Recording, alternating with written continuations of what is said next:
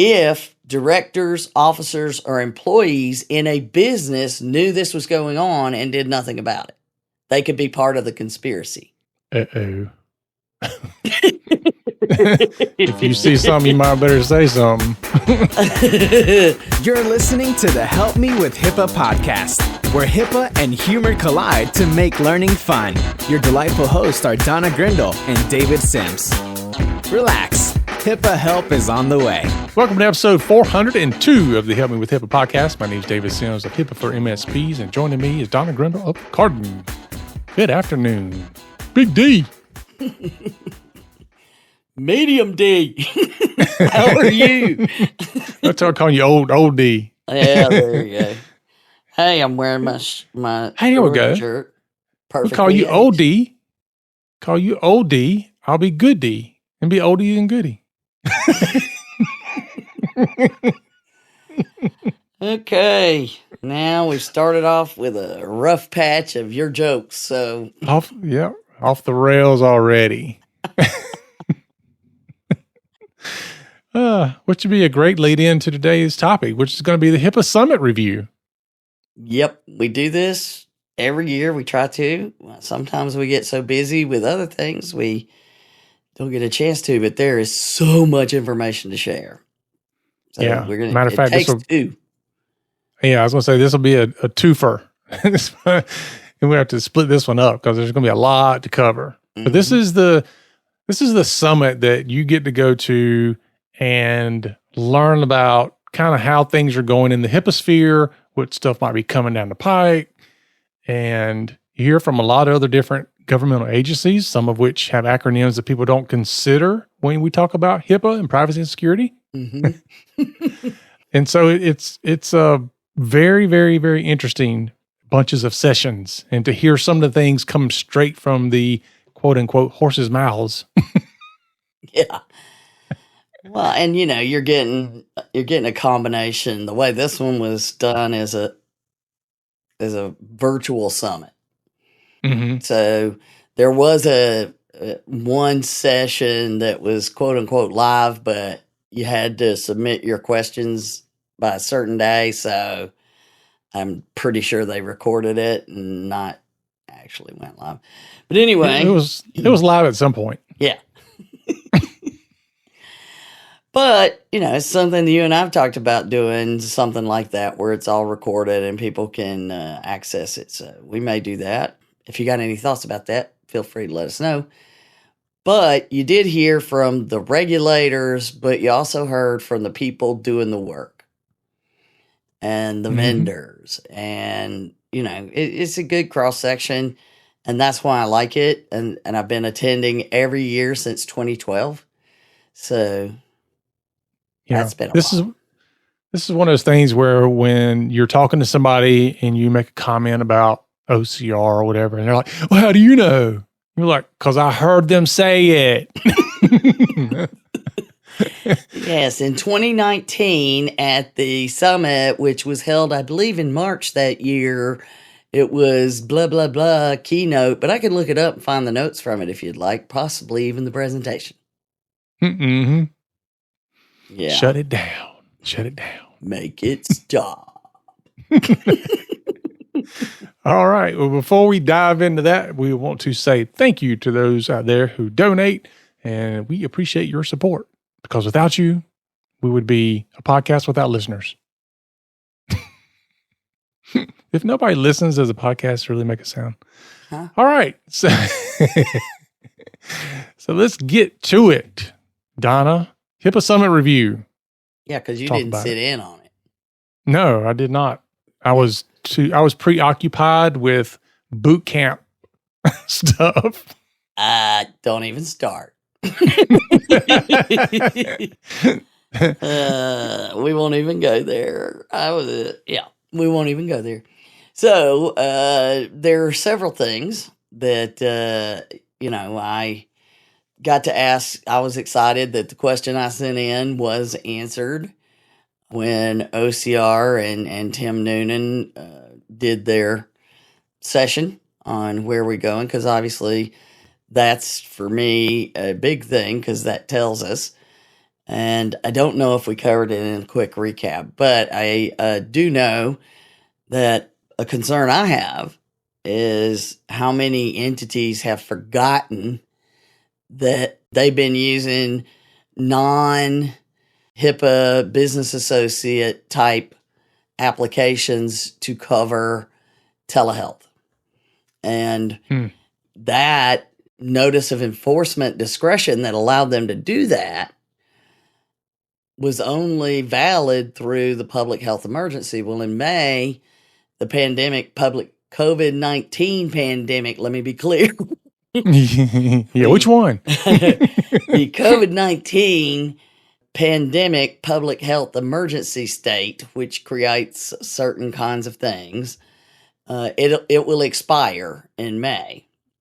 And when that does, several of their notices of enforcement discretion, and they mostly involved whether or not a BAA needed to be in place for certain things. And there was some things about testing and sites and all of that, but that I'm not really concerned about.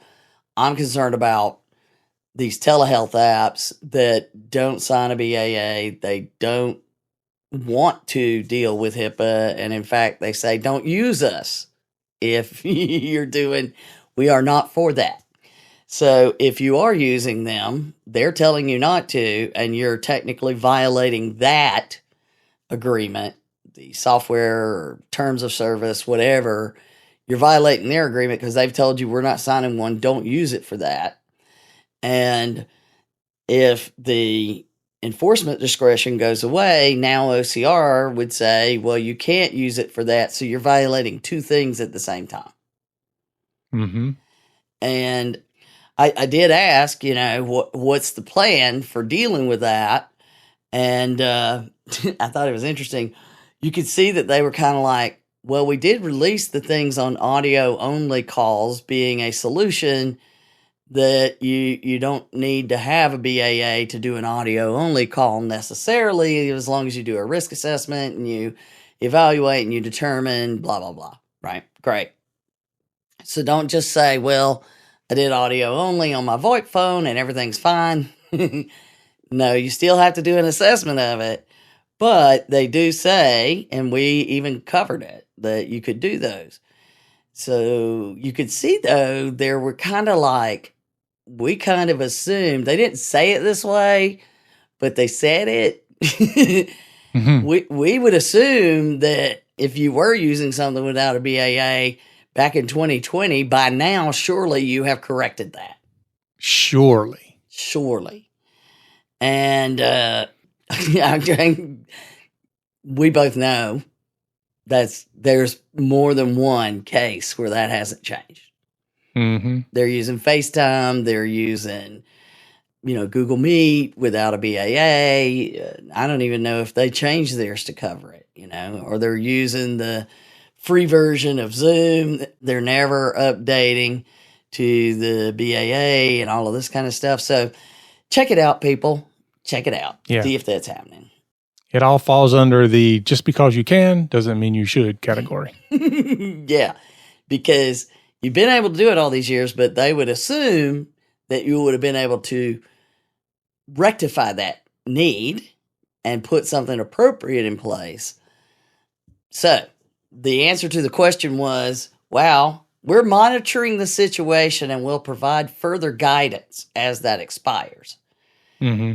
Everything that has to do with that. And there were other things that were in there. That was the one I was worried about. So they will post in the Federal Register, which means we'll get alerts and all of that kind of stuff. Well, when they come out with these things like this, the enforcement discretion, it's important for people to understand they're not telling you have to throw privacy and security out the window. What they're saying is, we understand this is an emergency and you don't have time to go through the full vetting process and everything else to use said technology. So just get something in there, and when things calm down or when discretion gets lifted, then you should have already had time to then go through the process that you should have gone through anyway. Well, and you're right, 100%, that this would be your normal process. And so they were basically saying, look, we went from very little telehealth to all telehealth virtually overnight. And everybody was just trying to find something people could use to get in touch. Right. We should have already fixed that. If you haven't, just make sure you have. We know what assumptions in this business will do. Mm-hmm. So just get you on the podcast. not in a big happy to be here interview state either. So start asking the questions, everybody. Just ask. You know, and you, if you get a weird look and then they're like, no, we're good, just ask again. So definitely do that. They did have a lot of discussion in all of the OCR sessions about the website tracking guidelines. I bet they did. It's pretty clear that this metapixel thing that exploded throughout how much of this is going on, and Google Analytics has been going on. It's the social media and then Google, and people are like, how do you know all of this? And blah, blah, blah. And they really made a point of saying, especially if you have a site that'll authenticate a user, you really need to remove that and figure it out. If you're using those tools on a site that doesn't necessarily authenticate the user, you need to figure out what would be sent and could it possibly turn into PHI while you think it's just one or two pieces of data. Those blended together in a nice small batch would be, a problem. And anytime that you have data that when you connect it, it makes PHI and it goes somewhere it's not supposed to, you've got a data breach. And that's why we're going to continue to see those announcements, I believe. They did also talk about recognized security practices. And, it's one of those things, it was an interesting discussion. It's one of those things where it's like, all we can say is that we strongly encourage it. It is not required. We do encourage entities to adopt them, but we do understand they're optional and not required. And, to me, that right there is going to draw that line really distinctly between those willing to do it and those aren't. There's a line of neglect. How close are you? If you're not willing to do it, how close are you to that neglect line? Yep. Because that's true. I'm not saying, I'm just saying. Just saying we strongly encourage it. Uh-huh. And I mean, in today's world and with everything that we do with 405D, we know these are the things. And that's the whole reason that we do work with 405D and all of the things that are coming out, which, stay tuned, our big 405 episode. That's right. Our episode 405 will be a celebration of all things 405D with a special guest. So the recognized security practices, they say that they are not required. Could they say they're addressable? I know, right? It gets back to, do you treat privacy and security as, like I like to say, it's a chronic condition you treat, not a project you complete. And we'll call that my copyright thing. It's a chronic condition you treat, not a project you complete. And in healthcare, that should be clear. Yes. It's something that I can't just give you a Z-Pack and you're all better. That's right. It's the treatment for HIPAA And then the other thing, our favorite, SRAs. Security risk analysis, there was a discussion, there was a question that came in about that was asking, is there a plan to require annual SRAs? Is essentially what the question was. And they were like, the law won't let us, is basically what they said. They don't disagree that it's a great idea, but if you read what the HIPAA law says, it does not allow them to specifically require it nor publish direct guidance telling them to do it. It says they must be done. It doesn't say how often and any kind of forceful you must do it. But let me just say, it's kind of like we encourage you to do RSPs or RecSec. We also encourage you to do an annual security risk analysis. But I did like Tim Noonan. He was like, if you did a word cloud of HIPAA violations, right in the middle would be a giant risk analysis word thing. It would be huge, and everything else would be a good bit smaller. Oh, well, we already know that. Yep. And, what is it that we always say? If you start wrong, everything else is wrong thereafter. Exactly. So, I mean, it's always so funny when somebody's like, here's my last assessment and here's my risk management plan and here's this. And you're looking at it and you're like, wait a minute. But you didn't do step one. You just checked it off. This thing you call an assessment is not it. Yeah. I mean, I've literally gone into sites and I asked to see, let me see your last risk analysis assessment. And they'll hand me one of the tiniest 3-ring binders you can get. So already I'm concerned. Mm-hmm. And you can tell it's brand new and it's been sitting on the shelf for a year. And you open it up, and the very first thing, you get the cover letter, you open it up, and the very first thing it tells them to do is to do a risk analysis. And I'm like, so you think this is your risk analysis? The first thing it's telling you to do is do a risk analysis. Is it? Well, we paid them to do a risk analysis. Look. So not only did they get, but also they didn't read it. You pay for an assessment. You didn't pay for an analysis. So, there is a constant confusion. We've done sessions about it. We go through it over and over and over, even in the boot camp. I mean, it is something we spend a lot of time on to make sure people understand. Mm-hmm. And that alone, it gets tricky. So make sure you do that. And then there was this other discussion, OCR and the Doj connection, which I don't recall them ever making a big discussion about. Yes, they'll say, we do refer cases to the Department of Justice under the HIPAA law. Okay, great. They refer people to the Department of Justice, meaning when it falls under what they believe is malicious intent, financial gain, all of those things. And they did say that 1,640 cases had been referred through December 2022. I know.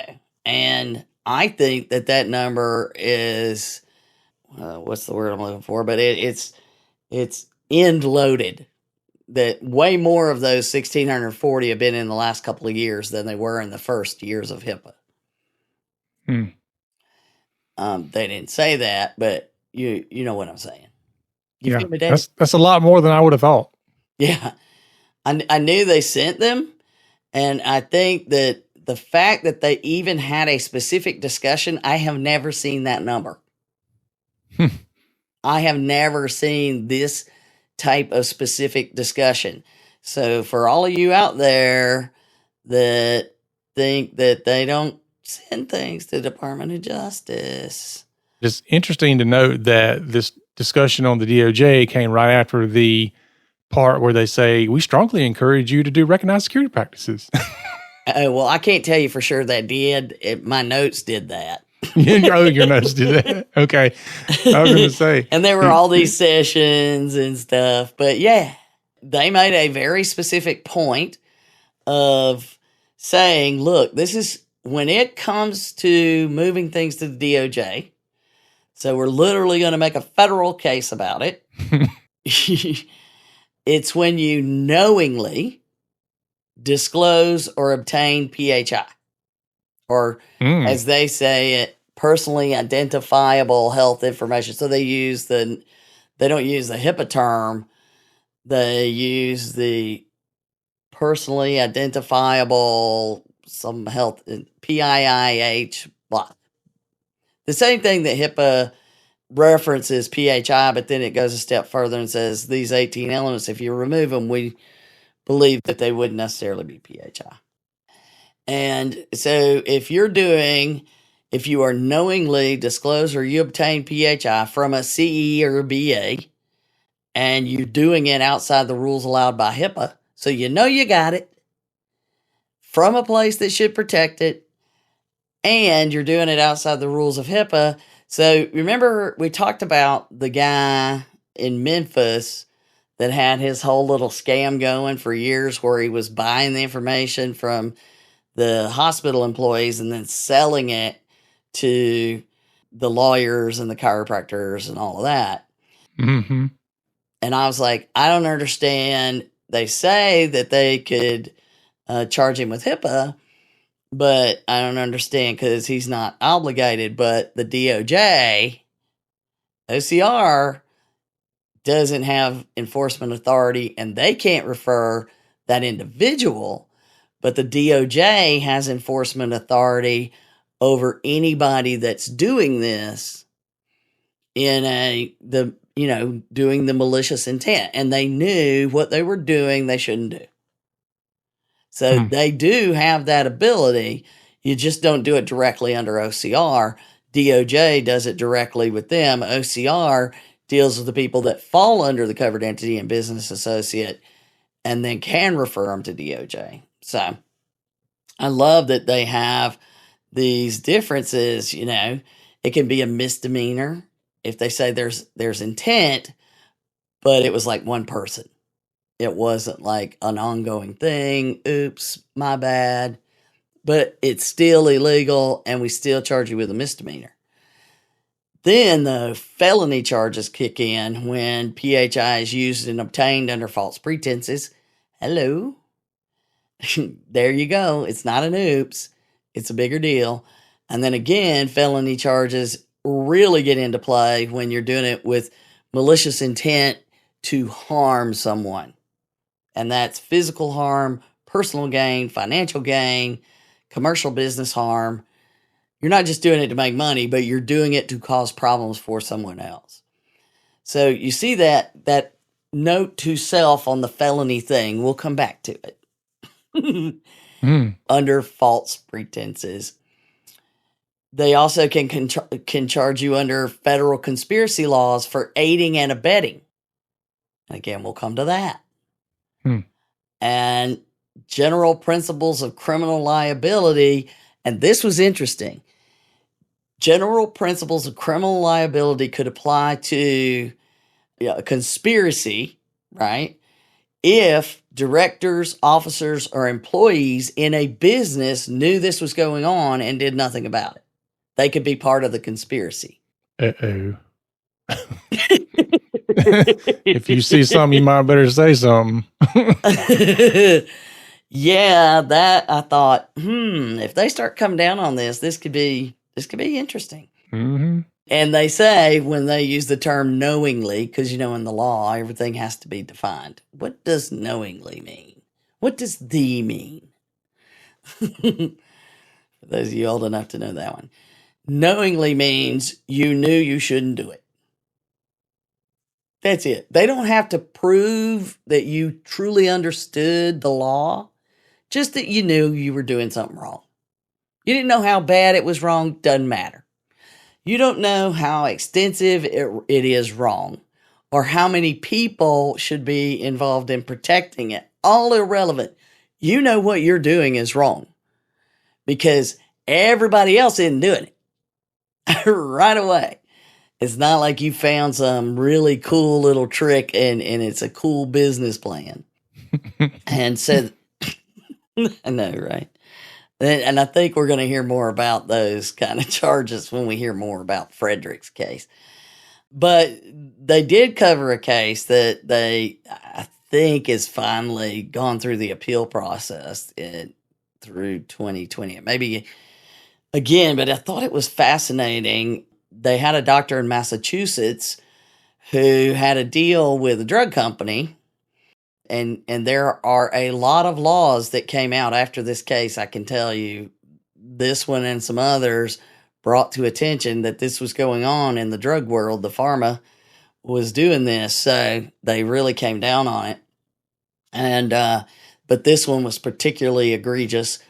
The doctor was paid like $23,500 over a couple of years as a speaker at about 31 events. Okay. They were a speaker. And they were speaking about a particular drug. And that drug was not approved by insurance companies. Most of the insurance companies said, no, there's cheaper, equally or better, you should use this one. But this doctor kept prescribing it. And in order to get it paid, you had to fill out all the paperwork to get an authorization from the insurance company to approve based on this doctor's feelings that this drug was better for their patients. Great. Well, that just meant the more that it was prescribed, the more paperwork that filled up in the back office. And we both know what happens with that. It just, they don't have time to do the paperwork they're already supposed to do. Much less regularly doing it for something that you shouldn't even be doing. So here's where things got a little dicey. Not only are they getting paid for the drug that she's fighting the insurance company to pay for, that they're saying not necessary, which we don't want to go down that rabbit hole, right or wrong. Bottom line, they were having to do a ton of paperwork for this. So the doctor says to the drug rep, why don't you come in and help my staff do all this paperwork so that I can promote your drug and sell your drug, essentially. And we know that that's very not exactly the truth. It's not legal. They're not, I'm not saying they weren't selling the drugs. Okay. They were just prescribing the drugs. Oh, panic set in there for a minute. They're prescribing the drugs when others are saying it's not necessary. And so the drug rep then comes in to help the physician's assistant complete all of the paperwork for the patients. So the drug rep is now completing the care records on these forms. Apparently the deal was the drug rep would come in every Friday and help do some of the forms. Cool. And yeah, so it sounds dicey right away. It does. Oh, no, the drug reps don't have to follow HIPAA. No, because they shouldn't even be in there doing any of it. You're right. So in the end, here's what happened is HHS starts investigating the drug company over kickbacks and fraud. As remember, a lot of this happened. And as part of that investigation, they interviewed the doctor. Now, we always say you need to recognize that when you're caught up in somebody else's problem and they bring you into the investigation, you could get sucked into, as happened here, but it's the doctor's own fault. The doctor is involved in something they knew they were doing wrong. You can't tell me you didn't know that was wrong. But when they asked the doctor about these speaking fees, the doctor said, no, I was writing a research paper. I wasn't speaking. When the drug company's own invoices and expense reports said speaking fees, and documentation showing the doctor had been at these events. So that then made him come to the doctor's door and say, you just lied to federal investigators. Not good. No. So they start asking questions. And of course, the people around the drug rep would then be the person you're going to ask. And then the drug rep answers. And then these forms come up. And then they ask the physician's assistant. And the physician assistant, their stories match. They're not lying. They're like, we're not lying for you.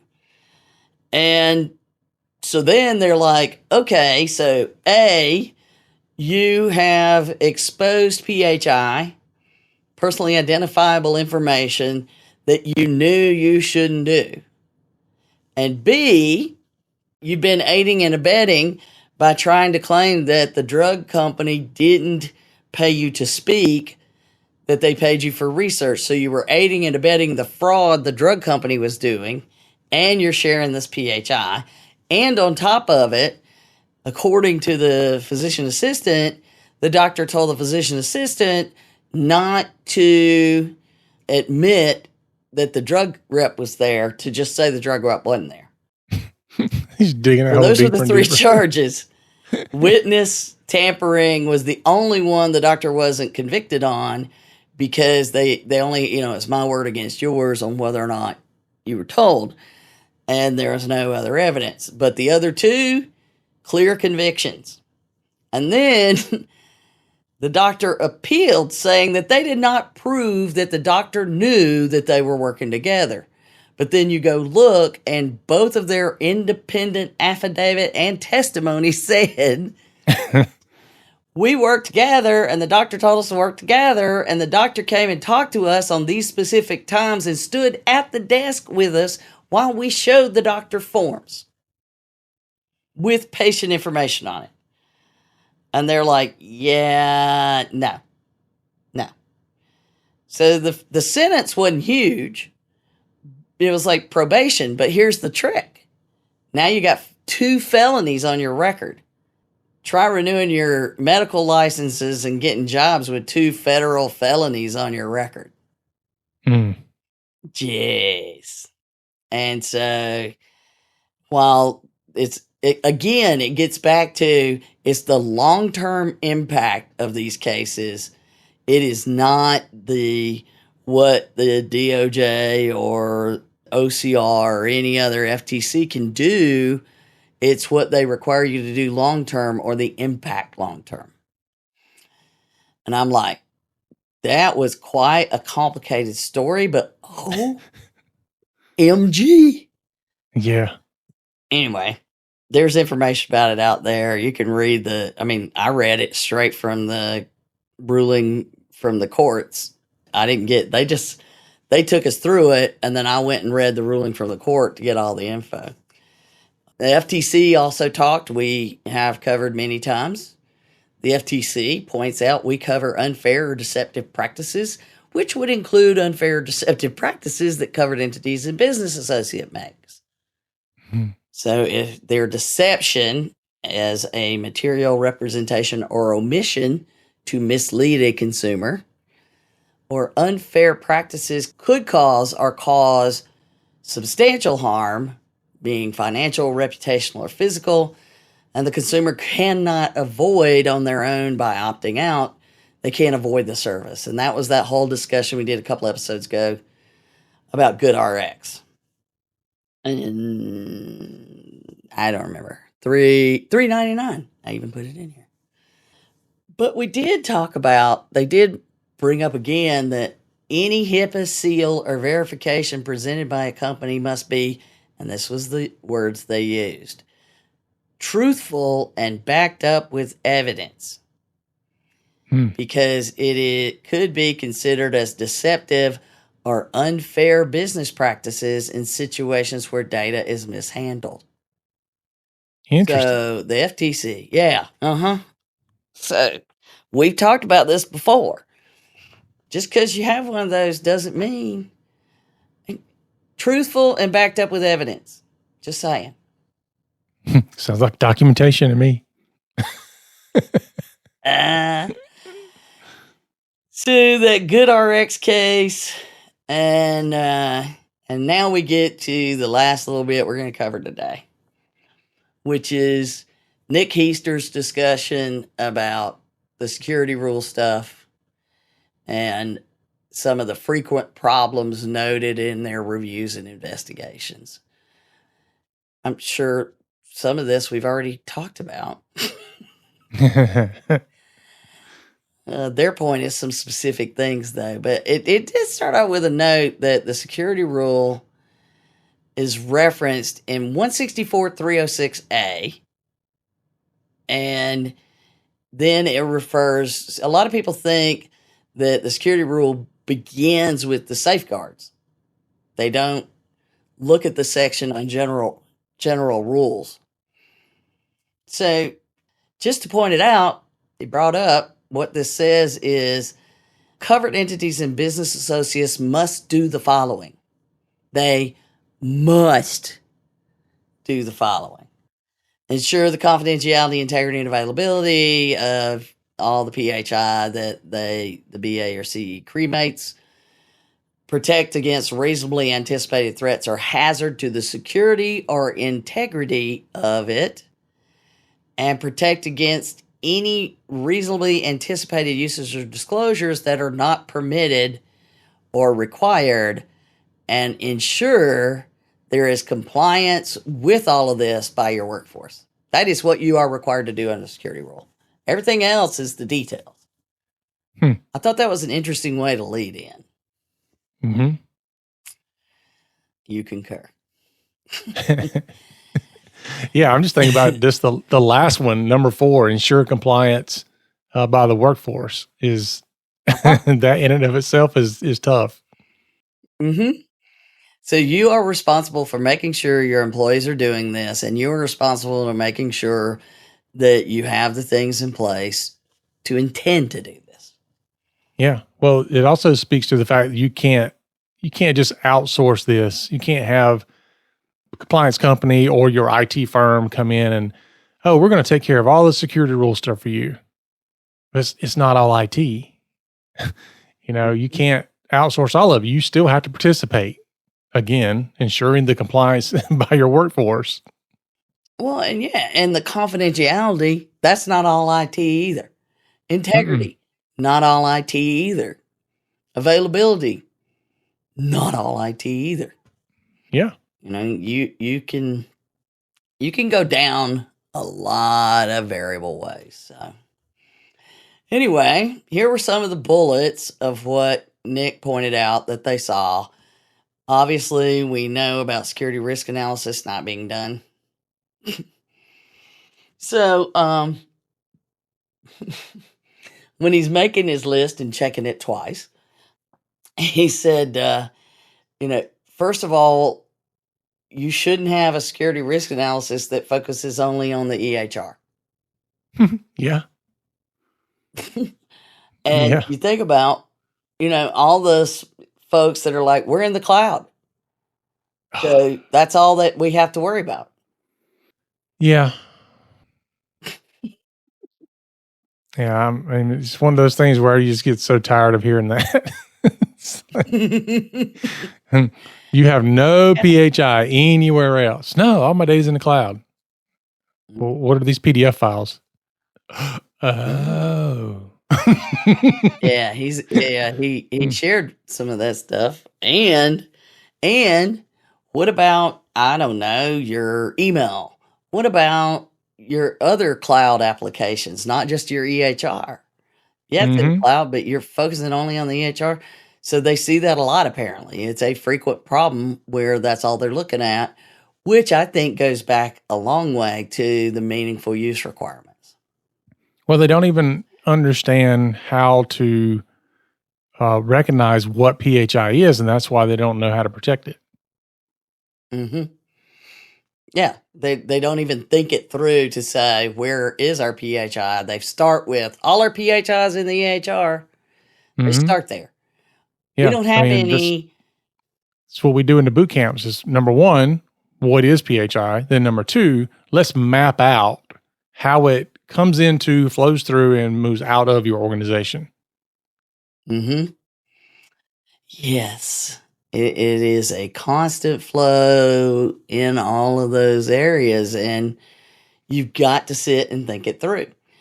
And so then he said there's also a problem that you have the same risk listed as a high risk every year. They're just never fully mitigated. We've seen that one. And then he'll be like, okay, and then the other thing we have is they'll have the risk and they'll say it's mitigated, but then no one ever goes to look to see if it actually did. We have this risk, so we're going to implement this, but no one actually goes and confirms that it actually mitigated the risk, and it may have partially done it or not at all, but no one ever looked. So yeah, we did it, but we didn't do it, but we didn't know that we didn't do it because we didn't look to see if we did it. Then he went through a part of there's a discussion a little bit further down here on the small entities not paying attention to logs.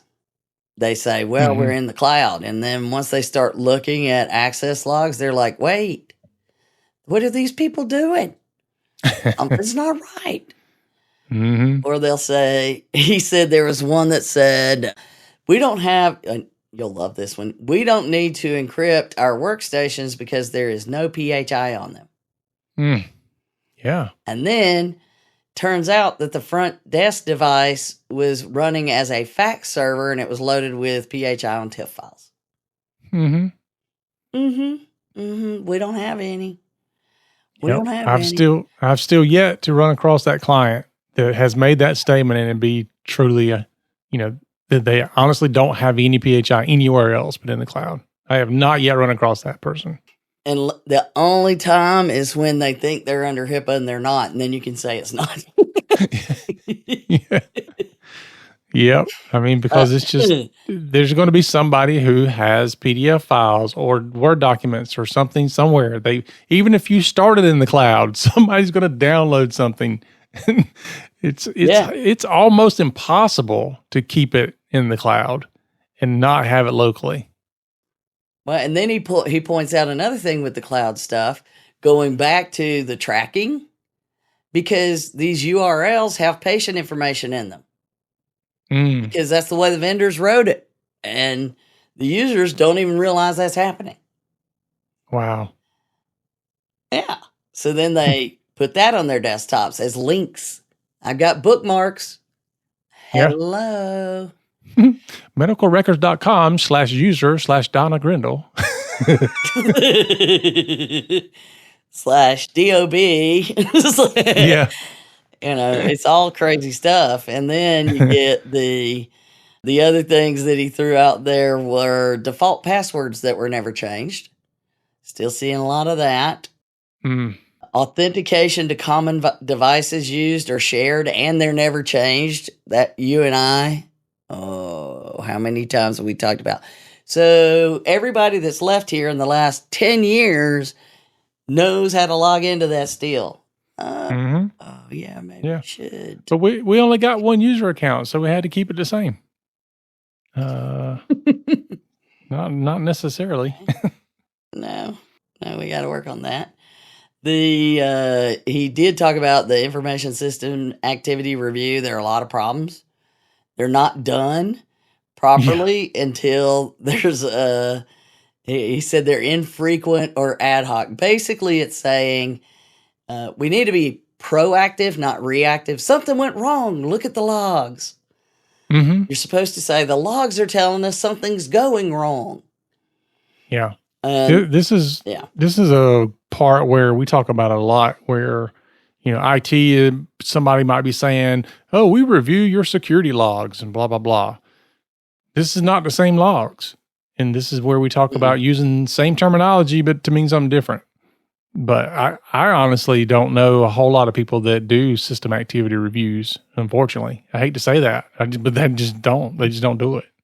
No, I mean, if it's done, it's not done properly, or there's so many really bad problems that it's far down on the list of a priority. Because all this stuff's going on. You don't have to look at the logs. These other problems exist. So you're already fixing those. You're uncovering things without even having to look at the logs. You may go to the logs to see the details, but it's the same kind of stuff. Yeah. I mean, you just about have to. These are all things we know. You just about have to feed these logs into something, whether it's Sphere or something else. You have to have something you can put it in to then look at what it is you're trying to find. It's just hard without it. Yeah. Or they say IT takes care of it. And then you start asking IT questions. Well, yeah, we only look at the logs on the individual devices using our endpoint tool. We don't look at the servers or vice versa. Or, yeah, somebody's looking at those. Who's looking at the logs of the actual access to the EHR? Oh, Right. well, nobody's looking at that until Yeah. somebody has a problem. Right. Yeah. Because you got, people like me, I'm like, I ain't touching it. If it's got PHI in it, I ain't touching it, as much as we can, just because I want to limit that liability and that risk. So, but that becomes a conversation to have. We always talk about have conversations with IT, have conversations with vendors, have conversations with your staff. Don't assume anything. And that's one of the things that we really do in our HIPAA for MSPs course for your certified HIPAA for MSPs thing, certification with, say it. With the American Institute of Healthcare Compliance. Yeah, that one. Through HIPAA for MSPs, we have a course. And one of the big things we talk about in that course, because it's designed specifically for managed service providers that work with HIPAA entities, whether they're BAs or CEs. And we really, really, really want them to create a clear definition of documentation. Here's what we do. We do not. You can't just say this is what we do and then expect that they're going to understand what the not part. Mm-hmm. You've got to say, these are the things you still need to take care of that we don't do. Right. Yeah. It's kind of like when you go somewhere and you ask somebody the question, like, what should I have asked you that I didn't? Like, what is it that I don't know that I should have asked you? Right.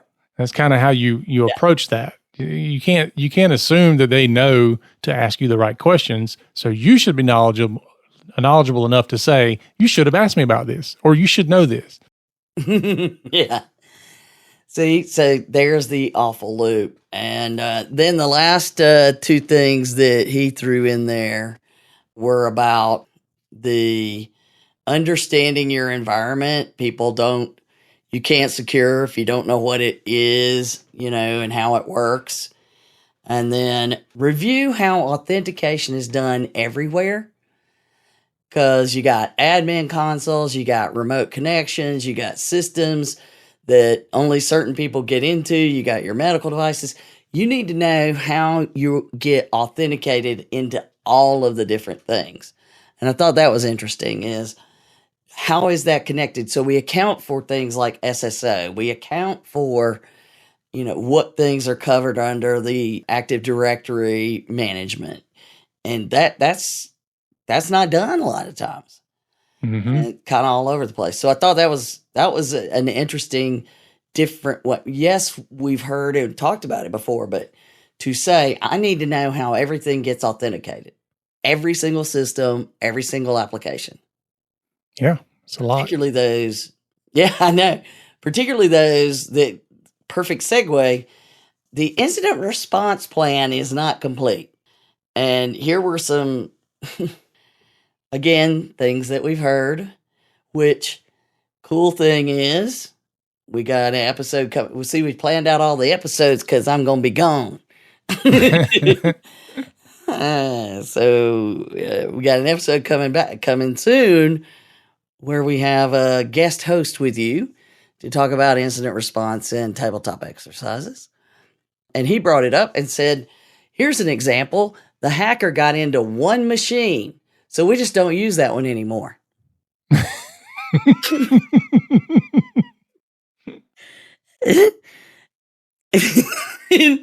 And I was just like, but you could have done so much with that, a pregnant pause, whatever. But Nick Easter's just going.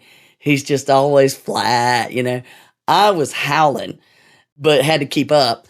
But then it's like, that was the answer. But the reason they found out that was the solution for a particular covered entity or a business associate, whoever did it, was because patients' names were out for sale on the web.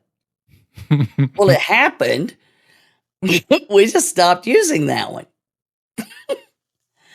Because we knew that was the one they got into. Okay.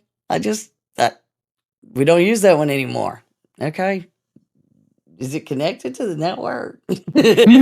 No, we just quit using it. We just don't use it anymore. We put it in the closet. We just didn't turn it off. Hey, that happens. And, not checking for back doors after they restore everything. Nuke and pave. So they don't look at anything. And then they restore. And all they do is put it right back. Yeah. Give them access. Yeah, I mean, think about it. Well, I don't know that we talk about this a lot, but you're the bad guy, okay? Everybody loves playing the bad guy. So you're the bad guy, and you're going to hit this medical practice. And chances are they're going to recover from backups. And it's in all likelihood, most of your backups, you're looking at like a 30-day window or so. Certainly, there are ones that can hold data for much longer, but most of the time, IT is going to be like, hey, we can just roll back for 2 weeks or 30 days or whatever. When did you last recognize that there was no problems? And so I go in, I infect everything or whatever I'm going to do, but I don't do anything that's going to cause a problem until 30 days later or 60 days later. Because I know that if they roll back by 15 days or 30 days, guess what? I'm still in. Still in like Flynn. Plus, they put 2 or 3 different ways in. So they do everything on one way, but they already put 2 or 3 others. So you got to find them all. Right. It's kind of like they want you to catch this one so you don't mess with the other one. Because as soon as you get the one out, you're like, oh, I got it. Yeah, so that's, these are the things that he was pointing out. And then also a lack of details about security incidents and their outcomes being documented, which goes back to, we're good, just nuke and pave. Mm-hmm. Well, if we didn't document it, didn't happen, right?